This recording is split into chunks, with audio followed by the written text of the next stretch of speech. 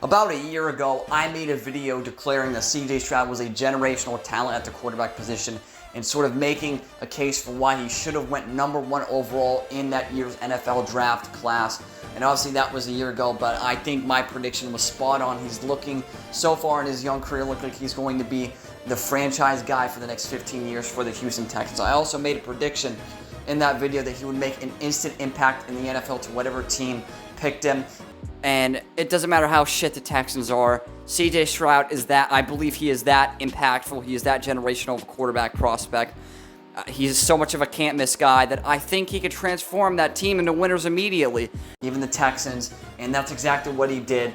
Led him to a positive record, led them to the playoffs to where they would absolutely humiliate the Cleveland Browns and then go on in the divisional and unfortunately lose to the pretty good Baltimore Ravens team there. But to win a playoff game as a rookie quarterback in your first year with a team that was probably only supposed to win 3, 4, maybe even 5 games is absolutely incredible. CJ Stroud, once again, is unreal, folks. This guy is the real deal.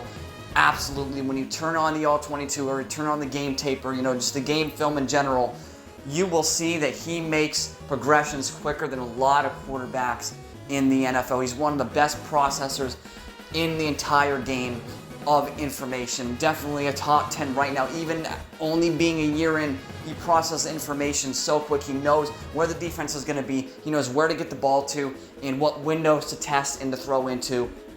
Unlike a lot of quarterbacks nowadays coming out of the college ranks who really make 1 or 2 reads and start running and they don't keep their eyes downfield when they're sort of trying to improvise or make a play. When they're doing their scrambling thing, when they're running around, they won't, keep the defense honest and they'll run. CJ Stroud always keeps his eyes down the football field, even when he's sort of scrambling out of the pocket and trying to improvise, trying to make a play, because he is a throw-first quarterback. And in this area, you need a quarterback that can do both. CJ Stroud can run and pass, but you have to be a pass-first quarterback with dual threat capability. You have to be a dual threat. And a lot of these quarterbacks, look dual threat on the game film, but then you realize they're just running quarterbacks that can't really process coverage. And that's just a whole different thing that I'll talk about in a different video. But when it comes to CJ Stroud processing information, he's already a top 10 processor of information in the NFL. His accuracy for a rookie was stunning to me. I knew he had some of the best ball placement coming out of college, coming out of Ohio State. But my goodness, it translated so well to the NFL. His accuracy and poise in the pocket really showed in his first year, and I thought that would be something that translated pretty well, but not this well. It translated incredibly well to the NFL. This guy is just unbelievable at everything. He's got great poise in the pocket. He is mature. He's a great leader. He is great under pressure, which a lot of young quarterbacks seem to struggle under pressure. Will Levis on film, who I think I'm going to sort of 50-50 split on Will Levis at this point. He has his highs, but he has his, incredibly lows. But Will Levis, when you put pressure on him, you funnel the blitz it on him. He really looked like a deer in headlights sometimes. And he would almost never make the defense pay for a blitz. But when CJ Stroud read a blitz pre-snap and diagnosed a blitz pre-snap, he would know exactly who to go to post-snap and what reads to make and who to get the football to. That is a sign of maturity of a quarterback that is as young as CJ Stroud, that has so much career left in him, man. It's a very good sign if you're a Texans fan.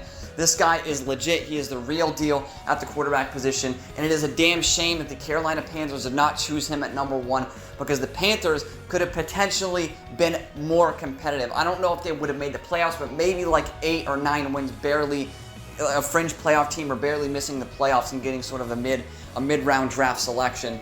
The Panthers picking Bryce Young, who has a cream puff arm, is like 5'6" at best, and can't read coverage, is going to be just the biggest why would you do that moment in the history of the NFL draft, maybe in 10 years. If you're a Panthers fan, you've got to be like, fuck, man. I mean, like, how we could have got this guy.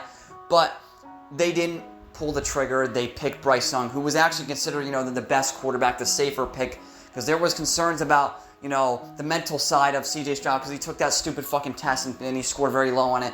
But guess what? He doesn't take tests. He didn't come to Ohio State to play school. Let's be fucking honest. He doesn't need to take a test if he's a quarterback. A quarterback focuses on quarterback things. Throwing the ball, reading the coverage, making plays when it matters the most.